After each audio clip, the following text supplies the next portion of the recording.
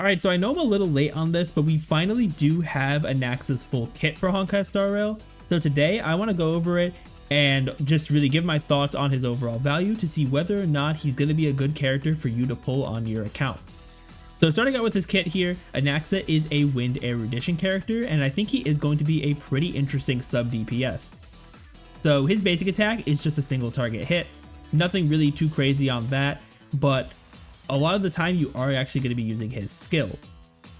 Now Anaxa's skill is very similar to Sampo's, where it's going to damage one enemy one time, and then it's going to have 4 bounce hits.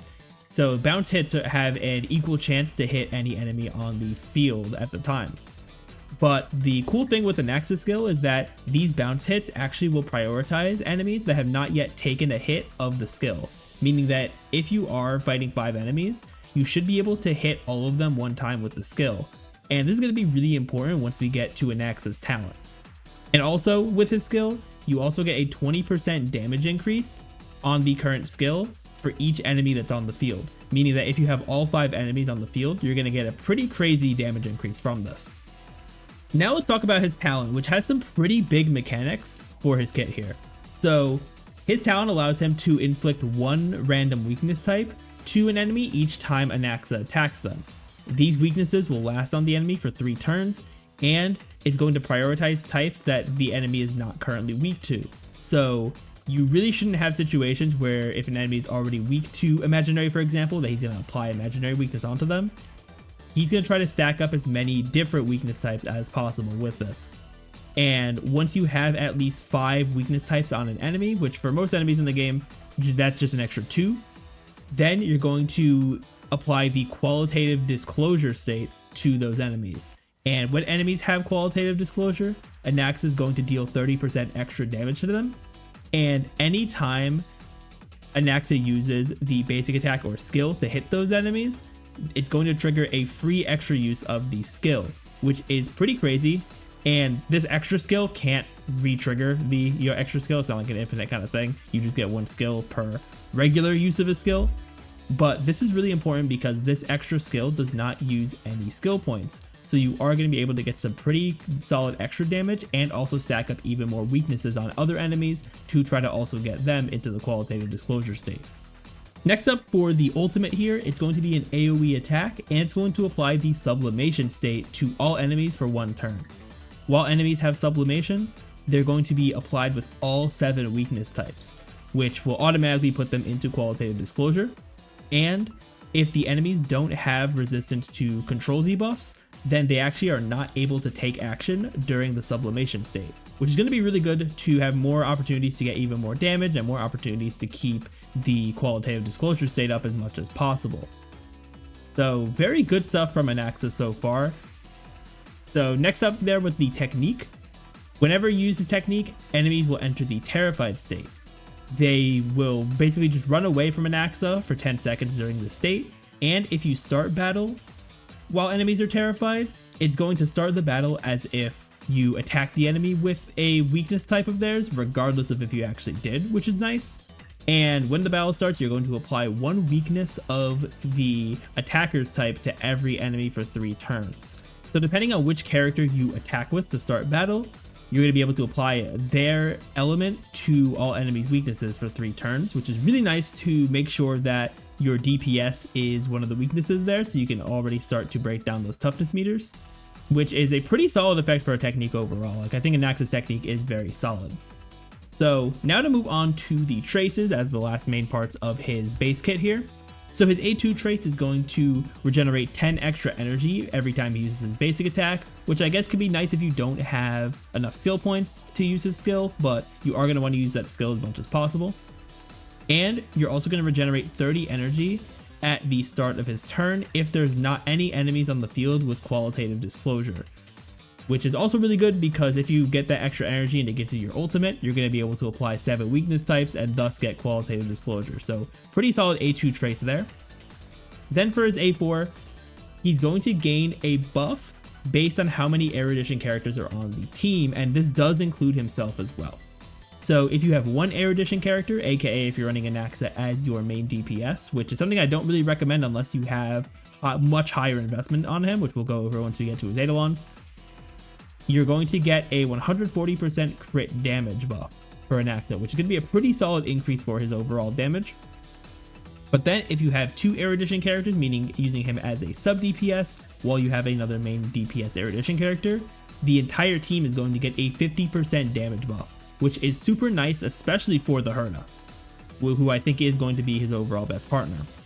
Then for his A6 trace, Anaxa is able to ignore 4% of the defensive enemies per weakness type that they currently have, which means if you have all 7 types on them with the sublimation state, or if you just get all 7 naturally, then they're going to be able to ignore 28% of their defense, which is pretty solid to be able to get some extra damage out of him as well.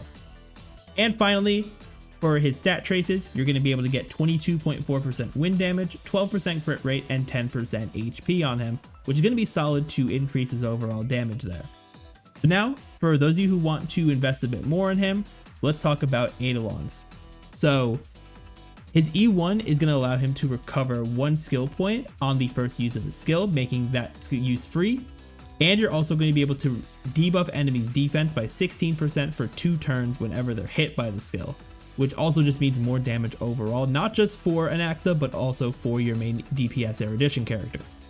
Then for his E2, anytime enemies will enter the battle, the weakness implant from his talent will automatically activate 1 time without even having to attack the enemy, and is also going to debuff enemies by 20% of their all-type res, meaning that you're just gonna be able to deal even more damage to them regardless of if it's Anaxa or your main DPS erudition. So very solid buffs there from both E1 and E2. Then for E4, you're going to get a 30% attack buff as well for 2 turns when using the skill, and this buff can stack up to 2 times, meaning that you can get up to 60% attack in addition to all of this all-type res decreases and defensive shred and defense ignore with the A6 trace. So as you get more Eidolons, you are getting a lot more damage. Then lastly for E6, which I think that this is the big jump, I would say. Like if you are a whale, if you're E6ing characters or just E6ing Anaxa because you like him, you're going to get a massive damage boost here, which I think this is truly where the door opens for main DPS Anaxa. His attacks are all going to deal 130% of their original damage multiplier, and the Ascension 4 traces buffs that are based on the amount of erudition characters will no longer have that requirement, and instead both buffs will trigger unconditionally. So with that, you will always have 140% extra crit damage and a 50% team-wide damage buff, which having both those together is going to make Anaxa perform extremely well, even if he is your main DPS. So that is it for the Eidolons there. So now let's talk about his overall value and whether or not I think he is worth pulling for. I think overall Anaxa is going to be a pretty solid sub DPS character, probably the best erudition sub DPS right now. And like I said earlier, if you have a lot more vertical investment on him, then he could probably become a main DPS, but his main role is going to be sub DPS for the majority of players. His ability to implant a ton of weaknesses really quickly does make him a bit versatile as well. There is a bit of randomness as well, so you probably still want to focus your characters around the weaknesses that the enemies have originally, but he does have a lot of ways to make sure you're dealing some extra damage as well. I think his best team scenarios right now are going to be alongside the Herda, as she is the best erudition DPS right now, and also with Anaxa being the best sub DPS, they will actually work pretty well together. Plus with Anaxa, you also are getting that 50% team-wide damage buff by having him alongside the Herda. So pairing that with a Harmony character like Tribi or any of the other Harmony buffers, because honestly a lot of them can work with both Herda and with Anaxa. So you should be able to get a ton of damage with that altogether. I also think that for people who are thinking, oh, is Anaxa a character that requires his signature light cone? Does he require Eidolons? Which I think a lot of times they don't really require Eidolons, but for signature light cone, that definitely is a valid question. And I think for Anaxa, because his signature really just gives him some energy and some extra damage overall, I think that it's fine to not pull his signature, but you are going to get a pretty good buff by having that signature. So if you do really like Anaxa or you really want to make the Herda team good, I would definitely go E0 S1, and I think that's really just the main type of players that I think should be pulling for Anaxa. Those are going to be the people who have the Herda, because outside of that, I mean, really your only main DPS like erudition characters aren't going to be as good throughout the entire game. You have characters like Argenti, you have Jade is also a sub DPS, so you probably wouldn't run her. And then the other like erudition characters are ones that you probably just are not running at this point, or are ones that are going to work better in other comps. Now you could probably have some kind of team with a regular Herda or with like Himiko and Pure Fiction, but those are pretty niche. I think that if you have the Herda and you pull for Anaxa, that's going to be a team that's going to work well throughout a lot of the game right now, because there are so many fights that are 3 to 5 enemies, regardless of which game mode you're in. So that's going to be a very good comp for you. But I think that if you're someone who doesn't really have either the Herda or any of these erudition characters, then Anaxa isn't going to have nearly as much value for you. You probably are going to get a lot more value from a future character, or maybe even casters if you still haven't pulled for her yet. So that is really everything I have to say about Anaxa. I definitely would love to hear what you all think of Anaxa in the comments down below. But I want to thank you all so much for watching. If you enjoyed and want to see more content from me, be sure to hit that subscribe button. But with that, everyone, I will see you all next time.